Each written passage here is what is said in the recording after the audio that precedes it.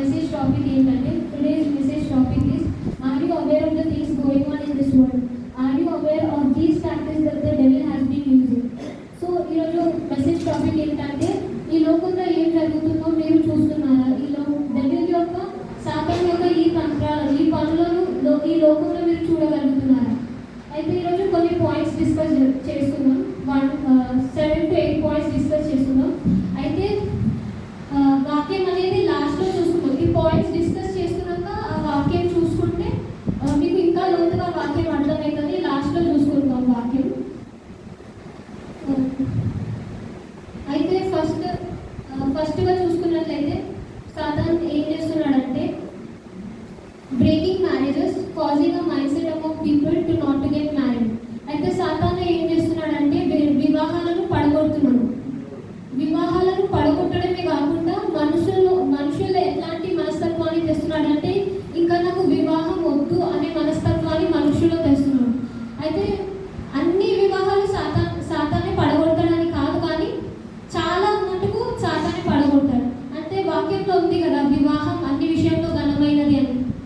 అయితే ఆ వివాహాన్ని పడగొట్టడానికి సాతాను వాడు చూస్తున్నాడు అనమాట. అంతేకాకుండా మనం న్యూస్లో కూడా ఇది వచ్చింది, రీసెంట్గా లాస్ట్ ఇయర్లో వచ్చింది. నాకు వివాహం వద్దంటున్నా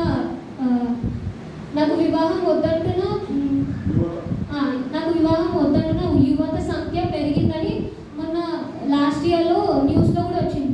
అయితే ఎంతగా వాడు దేవుడి దృష్టిలో ఏదైతే ఘనమైందో దాన్ని ఎట్లాగా పడగొడుతున్నాడో అది చూస్తున్నాం మొదటిగా. అయితే రెండవదిగా చూసుకున్నట్లయితే కన్ఫ్యూజన్ ఆఫ్ వన్స్ జెండర్. అంటే సాతాను గాడు రెండవదిగా చూసుకున్నట్లయితే ఏం చేస్తున్నాడంటే ఒక మనిషికి తన లింగాన్ని గురించిన సందేహాన్ని కలగజేస్తున్నాడు మనుషులు. అంటే like females turning to males and males turning to females. అంటే ఆడవాళ్ళు మగవారుగా మారిపోతున్నారు, మగవాళ్ళు ఆడవారుగా మారిపోతున్నారు. ఇలాగా డెవిల్ ఏం చేస్తున్నాడంటే లింగాన్ని గురించిన సందేహాన్ని మనుషుల్లో తెస్తున్నాడు అనమాట. కానీ వాక్యంలో రాయబడి ఉంటుంది ఆదికాండంలో దేవుడు వాళ్ళని స్త్రీలుగాను పురుషులుగాను చేసినాడని. సో దేవుడు ఇట్లా చేసినాడు కాబట్టి సాతాను వాడు ఏం చేస్తున్నాడంటే మనుషుల్లో లింగాన్ని గురించిన సందేహాన్ని తెస్తున్నాడు. అంతేకాకుండా ఇప్పుడు ఒక కొత్త టర్మ్ని మనం వినగలుగుతున్నాం, LGBTQIA2+ అని. ఫుల్ ఫామ్ నాకు కూడా ఫుల్గా తెలియదు, కానీ లెస్బియన్, గేస్ అని ఏదో ఫుల్ ఫామ్ ఉంటుంది. అంటే ఇది కూడా దాని గురించి LGBTQ అనేది పురుషులు స్త్రీలుగా మారిపోవడం, స్త్రీలు పురుషులుగా మారిపోవడం దానికి సంబంధించింది. వాళ్ళని ఈ కొత్త టర్మ్స్తో పిలుస్తున్నారు అనమాట, LGBTQIA2+ అని. అయితే ఇది అంతేకాకుండా అంటే నేను అప్పట్లో అనుకుంటుండే ఇది ఇక్కడ ఎందుకు కొంచెమే ఉందని. ఎందుకంటే నేను చదువుకునేటప్పుడు నేను డిగ్రీ ఫస్ట్ ఇయర్లో ఉన్నప్పుడు ఒక అక్క మా సీనియర్ 3rd ఇయర్లో ఉంది. తను బాయ్గా డ్రెస్ చేసుకుంటుండే. ఎప్పుడు ఏదో ఫ్యాషన్ అనుకుంటున్నారు, అందుకోసం అట్లా డ్రెస్ చేసుకుంటుందేమో అని అనుకున్నా. కానీ తను డిగ్రీ 3rd ఇయర్ అయిపోగానే ఆపరేషన్ చేసుకొని అబ్బాయిగా మారింది. నేను ఏదో కొంతమంది ఉంటారనుకున్నా, కానీ ఇప్పుడు వారి సంఖ్య కూడా ఎక్కువగా ఉందని చూస్తున్నాం మనం. అయితే ఇది LGBTQ2+ అనేది ఇట్లా మారడమే కాకుండా ఇంకా ఫారెన్లో చూసుకున్నట్టయితే ఇది ఒక సబ్జెక్ట్గా స్కూళ్ళలో పిల్లలకు నేర్పిస్తున్నారు అనమాట. ఏమని నేర్పిస్తున్నారంటే you have the right to change your gender as you wish అని. అంటే నీకు నచ్చినట్లుగా నువ్వు నీ లింగాన్ని నువ్వు మార్చుకోవచ్చు అని పిల్లలకు నేర్పిస్తున్నారు. ఇప్పుడు మ్యాథ్స్, సైన్స్ ఇవి ఎట్లా అలాగే ఇది ఒక సబ్జెక్ట్గా పెట్టి నీకు ఇష్టం వచ్చిన లింగానికి నువ్వు మారిపోవచ్చు, నీకు ఆ హక్కు ఉందని ఫారెన్లో నేర్పిస్తున్నారు. ఇంకా ఇండియాలో వచ్చిందో లేదో తెలియదు, కానీ ఫారెన్లో అయితే నేర్పిస్తున్నారు. ఇండియాకు కూడా వస్తుంది అనుకుంటా. అయితే ఇలాగా లింగాన్ని గురించిన సందేహాన్ని మనుషులు కలగజేస్తున్నాడు సాతాను. అయితే మూడవదిగా చూసుకున్నట్లయితే కాజింగ్ సియర్డ్ కన్సైన్స్. అంటే చెడిపోయిన మనస్సాక్షిని మనుషుల యందు కలగజేస్తున్నాడు. అంటే వాటబడిన మనస్సాక్షి అని వాక్యంలో ఉంటుంది కదా. అంటే మనకి మంచి ఏదో చెడు ఏదో తెలియకుండా మంచిని చెడు అంటున్నాం, చెడుని మంచి అంటున్నాం. అలాగా మన మనస్సాక్షిని చెడిపేసినారు అనమాట. హల్లెలూయా. అయితే నాలుగవదిగా చూసుకున్నట్లయితే attacking the mind with negativity, anxiety, depression, hopelessness, suicidal thoughts etcetera. అంటే మన మనసు పైన వాడు దాడులు చేస్తున్నాడు. మన మనసు పైన దాడులు చేస్తున్నాడు సాతాను వాడు. ఎందుకంటే ఎప్పుడైతే మనసు అనేది సరిగ్గా ఉండదో, మన మనసు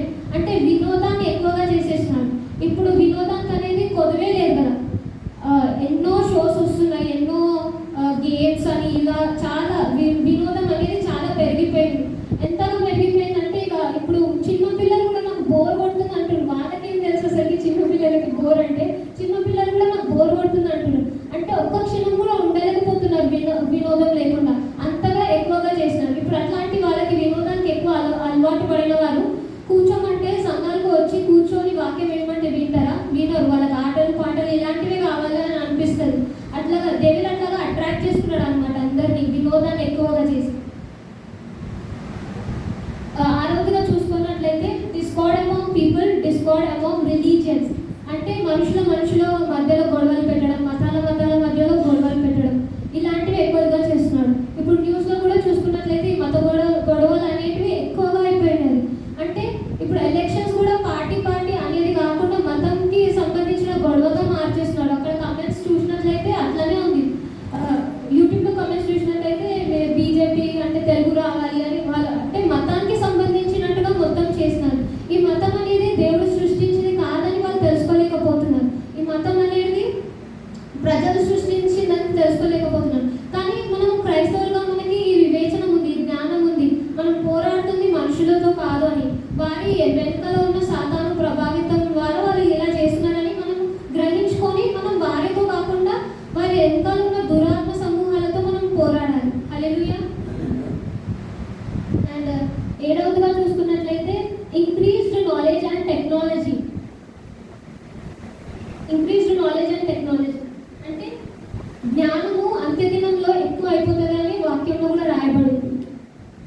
ఆ జ్ఞానం అనేది మంచి వాడితే మంచి జరుగుతుంది. కానీ ఈ లోకంలో పెరుగుతున్న జ్ఞానాన్ని కొత్తగా వాళ్ళు జ్ఞానాన్ని చెడు కోసమే వాడుతున్నారు. అది వాళ్ళ నాశనానికి తీసుకుపోతుందని గ్రహించలేకపోతున్నారు. ఇప్పుడు రోబోట్స్ అని అవని ఇవని చాలా తయారు చేస్తున్నారు కదా. మేము గ్రేట్ అనుకుంటున్నారు ఇవి తయారు చేసి, కానీ అవి లాస్ట్లో ఇంకెక్కువగా వీళ్ళు జ్ఞానం పెరుగుతున్న కొద్దికి వాళ్ళ నాశనానికి తీసుకుపోతుందని వాళ్ళు గ్రహించలేకపోతున్నారు. అంటే సాతాను కూడా వాడి the devil has corrupted his knowledge అని వాక్యంలో కూడా ఉంటుంది. సాతాను తన జ్ఞానాన్ని ఖరాబ్ చేసుకున్నాడని వాక్యంలో కూడా ఉంటుంది. వాడు ఏం ప్రయత్నిస్తున్నాడంటే మనం కూడా మన మంచి విజ్డమ్ని, దేవుడు ఇచ్చిన మంచి జ్ఞానాన్ని మనం కూడా మనంతలో మనం పాడు చేసుకోవాలని, వాడు ఎలాగైతే పాడు చేసుకొని పైనుంచి కింద పడినాడు మనం కూడా అలాగ పడిపోవాలని, మనం కూడా మనంతలో మనము మన జ్ఞానాన్ని పాడు చేసుకోవాలని వాడు చూస్తున్నాడు అన్నమాట. అయితే 8వదిగా చూసుకున్నట్లయితే అబార్షన్స్ అని ఒక ప్రాణాన్ని చంపేస్తున్నారు. అంటే ప్రాణానికి విలువ లేకుండా పోతుంది అనమాట. అబార్షన్స్ కూడా ఇప్పుడు మీరు అంటే చట్టరీతికంగా చేస్తున్నారు, యూ కెన్ డూ అని. కానీ అది తప్పు అని తెలుసుకోలేకపోతున్నారు అందరూ. అబార్షన్స్ అనేది ఒక ప్రాణాన్ని చంపుతున్నామని దేవుడు ఎందరో వాళ్ళకి పిల్లలు లేరని బాధపడుతుంటే, కొంతమంది ఏమో వాళ్ళకి వినోదంగా వాళ్ళ పిల్లలను చంపుకుంటున్నారు. కానీ ఇది రాంగ్ అని దేవుడు తెలియజేస్తున్నాడు. అయితే 9వ చూసుకున్నట్లయితే blind folded from knowing the truth. అయితే అందరికీ మనకు తెలిసిందే ఈ యుగ సంబంధమైన దేవత మనల్ని సత్యాన్ని తెలుసుకోకుండా మన కళ్ళకి గంటలు కట్టేసినట్టుగా చేస్తుంది.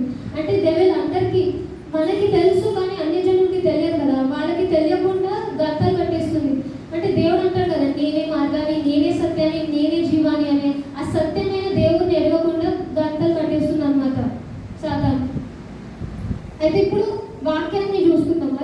మొత్తం సారాంశం ఏంటనేది ఈ ఒక్క వాక్యంతో మనం చూసుకోగలుగుతాం. యాక్ట్స్ చాప్టర్ 13:10, అపోస్తుల కార్యము 13వ అధ్యాయం 10వ వచనం.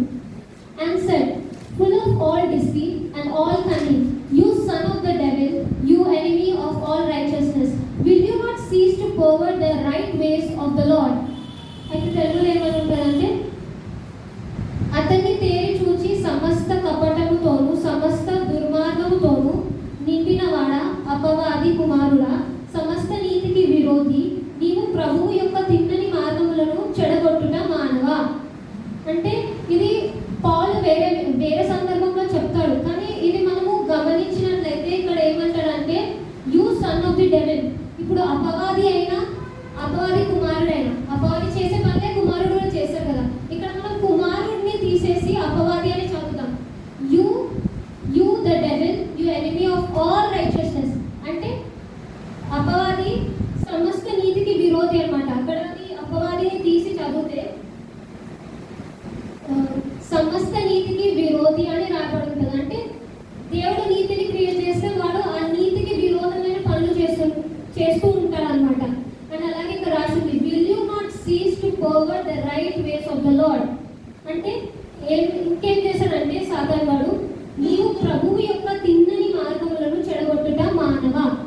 మనం ఇక్కడ అర్థం చేసుకున్నట్లయితే మొదటి నుంచి చూసుకున్నాం కదా, ఎట్లాగైతే మ్యారేజెస్ వివాహం ఎంత ఘనమైందో దాన్ని పడగొట్టడం చూసినాము.